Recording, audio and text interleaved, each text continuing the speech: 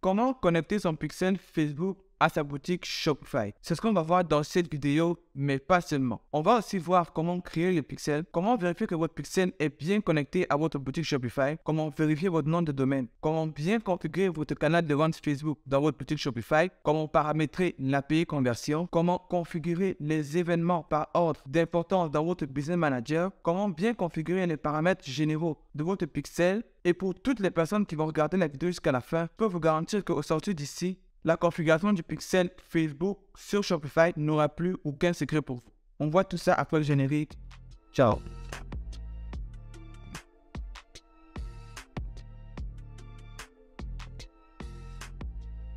What's up?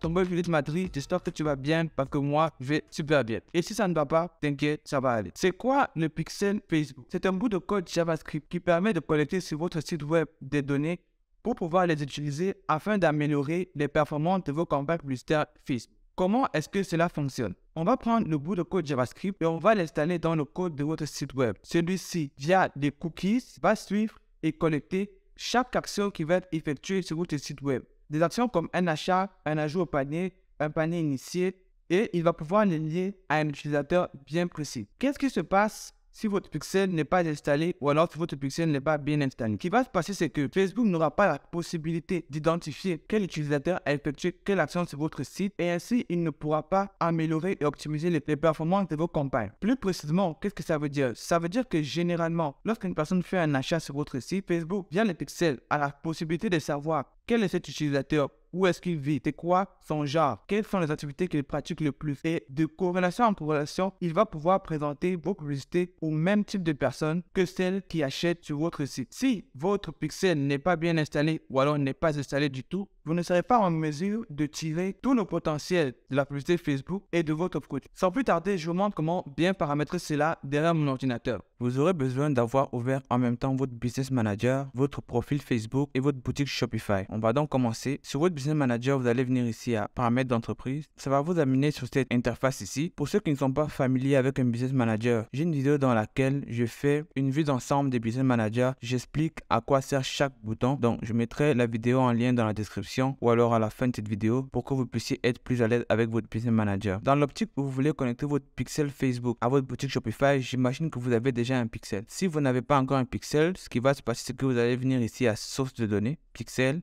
et à ce niveau, vous allez faire ajouter. Donc, vous allez donner un nom à votre pixel. Vous devrez rentrer l'URL de votre site dans lequel vous voulez mettre votre pixel. Ceci est facultatif, vous n'avez pas l'obligation de le faire. On va cliquer sur Continuer. Ici, il nous propose deux options, continuer à gérer mes activités ou de configurer le pixel maintenant. Je vais mettre continuer à gérer mes activités. Ici, vous voyez que c'est marqué pixel démo et il y a une petite pastille rouge à côté du pixel démo. C'est comme ça parce que le pixel a déjà été créé mais n'a pas encore été installé sur notre boutique Shopify. Après avoir fait ça, ce que vous allez faire, c'est que vous allez venir sur le côté ici à Brand Safety. Vous allez aller à Domaine et vous allez aller à Ajouter un domaine. Créer un nouveau domaine, vous allez entrer le site pour lequel vous voulez vérifier votre domaine. Il est important de mentionner que cette vérification peut se faire de manière manuelle comme je suis en train de faire ici. Elle peut aussi se faire de manière automatique. Je vais vous expliquer la manière automatique une fois qu'on sera sur Shopify. Une fois que j'ai rentré mon nom de domaine, pour vérifier mon domaine, je vais devoir coller la balise Meta. Pour ceux qui ne sont pas à l'aise avec le code et tout, ce n'est pas très compliqué. Je vais juste devoir récupérer ce code ici. Ça va juste copier. Ensuite, je vais devoir aller sur ma boutique Shopify et le coller au niveau du head de mon site. C'est ça qu'on va faire.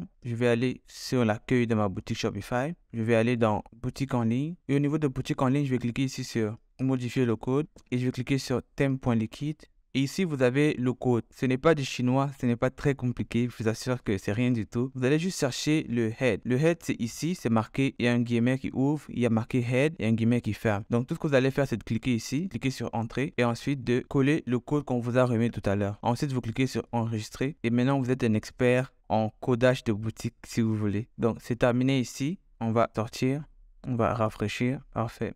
Une fois qu'on a rafraîchi, on va repartir sur notre Business Manager et on va cliquer sur vérifier le nom de domaine. Et là, c'est marqué mon nom de domaine est vérifié. Ce n'est pas marqué mon nom de domaine est vérifié, mais c'est mon nom de domaine qui est marqué et puis est vérifié. Donc ça, c'est bon. Donc ça, c'est la méthode manuelle que maintenant vous maîtrisez déjà. Une chose de fait. On va repartir sur notre boutique Shopify. Puisque notre nom de domaine est déjà vérifié, on va venir à Applications et on va taper Facebook. Vous allez récupérer Facebook et Instagram. C'est le canal de vente. On va cliquer dessus. on va mettre ajouter l'appli. Ensuite, ajouter le canal de vente. OK, on va donc cliquer ici sur commencer la configuration. Ici, ils vont nous demander d'associer le compte. De quel compte ils parlent? Ils parlent principalement du compte Facebook avec lequel vous avez l'habitude de naviguer sur les réseaux sociaux. Pas un compte spécial que vous allez créer pour faire de la publicité, mais votre compte que vous avez depuis des années. Ça va permettre de montrer à Facebook que vous êtes quelqu'un de fiable. Si vous créez un nouveau compte Facebook pour faire de la publicité, il n'y aura aucun antécédent et vous allez vous faire bloquer. Ensuite, on va associer le compte. Ici, moi, je suis déjà connecté à Shopify avec mon compte Facebook. C'est pour ça que ça me donne l'option de mettre continuer. Si je n'étais pas connecté, ce que ça allait me montrer,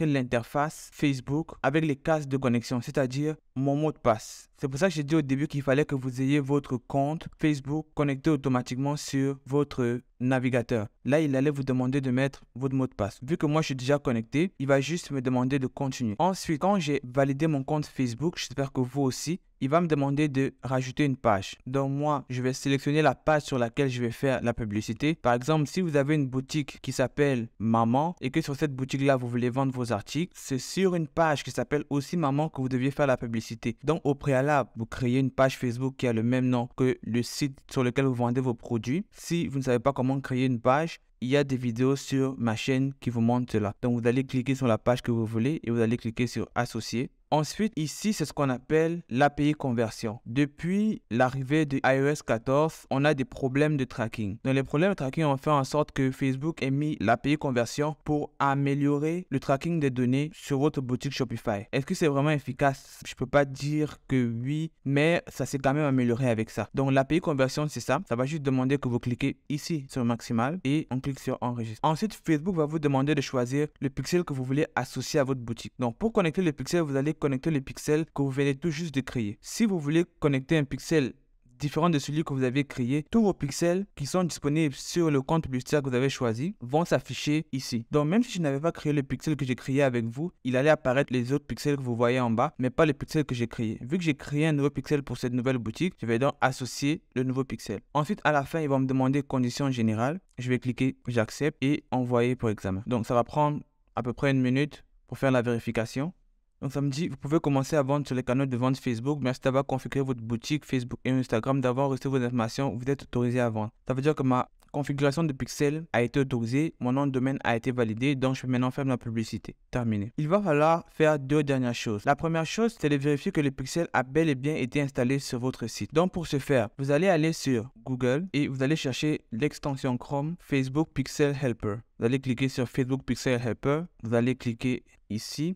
Et vous voyez que chez moi, ça marque supprimer de Chrome. Ça marque supprimer de Chrome chez moi parce que c'est déjà installé. Donc chez vous, vous allez devoir installer l'extension Chrome. Cette extension Chrome va permettre de vérifier si on a bel et bien installé le pixel Facebook sur notre site. Parfois, vous pouvez installer et ça prend du temps pour être valide. Ou alors, vous pouvez installer et mal faire l'installation. Donc, moi, j'ai déjà installé. Vous allez mettre, à la place de supprimer, vous aurez ajouté ou installé. Je ne me souviens plus bien du bouton, mais vous allez installer. Dès que vous allez installer, vous allez cliquer ici sur la petite où ça marque extension parce que ça va arriver là-bas. Vous allez ouvrir vos extensions. Vous allez, admettons que ici, AliExpress, c'est l'extension Meta Pixel Helper. Vous allez devoir l'épingler en haut. Vous allez devoir l'épingler pour que ça puisse être ajouté en haut. Parce que si vous ne l'épinglez pas, ça ne sera pas ajouté en haut. Épingler, votre extension Chrome va s'afficher ici en haut. Donc ensuite, vous allez taper l'URL du site où vous avez installé votre pixel. Et quand vous allez entrer, vous allez voir votre Facebook Pixel Helper ou votre Meta Pixel Helper va déclencher des événements ici en vert. Donc là, si j'appuie ici, vous voyez que ça m'a mis Page View et je regarde l'idée du pixel, c'est 2514 et ça finit par 6521. Donc on va juste aller vérifier que c'est le bon pixel. Source de données toujours. Pixel. Donc, c'est bien marqué 2514 et à la fin 6521 et le pixel qui était en rouge au début est maintenant marqué en vert. Ça veut dire qu'il s'est connecté.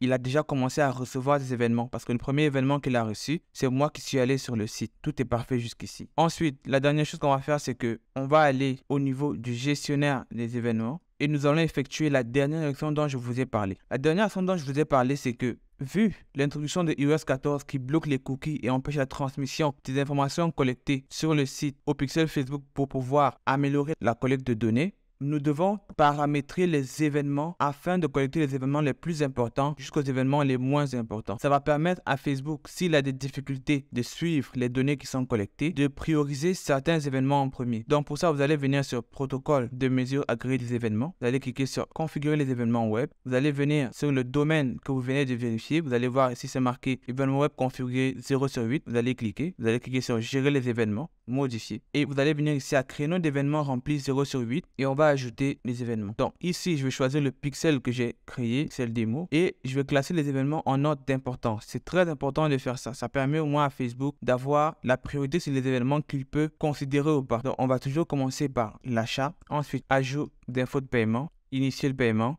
ajouter au panier, vue de contenu, je vais ajouter prospect, soit envoi de formulaire, soit contact. Je vais mettre envoi de demande. Sur une boutique Shopify, vous avez la possibilité de demander des dons. J'ai mes 8 événements de créer. Quand vous avez terminé, vous allez cliquer sur appliquer. Okay. Oui, je confirme. Appliquer. OK. Quand on a fait ça, vous avez 8/8, vous êtes parfait. Dernière chose que j'ai failli oublier à paramètres, vous allez cliquer ici sur correspondance automatique avancée, vous allez cliquer sur oui et vous allez valider toutes les informations ici. Ça veut dire que vous autorisez à collecter les mails, le genre, la ville, le nom et le prénom, le numéro de téléphone, date de naissance et les idées extrêmes. Ici, suivi automatique sans les codes, cliquez dessus. API conversion, c'est déjà fait. Choix de partenaire ici, vous allez cliquer sur Shopify. J'ai terminé la configuration de Shopify parce qu'on l'a déjà fait. Vous mettez suivant, suivant. Vous avez vu, ça va marquer actif. On va juste mettre terminé parce que c'est déjà bon. Ça va marquer Shopify en ligne. Ici, vous pouvez mettre le nom de domaine que vous voulez bloquer, mais ce n'est pas vraiment important. Puis, quand on a fait ça, votre configuration Facebook est optimale. Vous avez créé votre pixel, vous avez connecté votre pixel, vous avez vérifié votre nom de domaine, vous avez vérifié que le pixel est bien installé, vous avez configuré les événements par ordre de priorité, vous avez activé la correspondance automatique avancée, vous avez activé le suivi automatique des événements sans code, vous avez ajouté le paramètre connecté. Ciao. Nous sommes arrivés au terme de notre vidéo et j'espère que vous l'avez apprécié. Si c'est le cas, n'hésitez pas à lâcher un gros pouce bleu, à vous abonner, activer la cloche de notification pour ne manquer aucun nouveau contenu, mais surtout à partager cette vidéo avec une personne que vous pensez qu'elle pourrait aider. Sur ce, on se donne rendez-vous dans 2 semaines pour une nouvelle vidéo. Gardez la pêche. Stéphie. Ciao. Mesdames et messieurs, je vous dis à bientôt.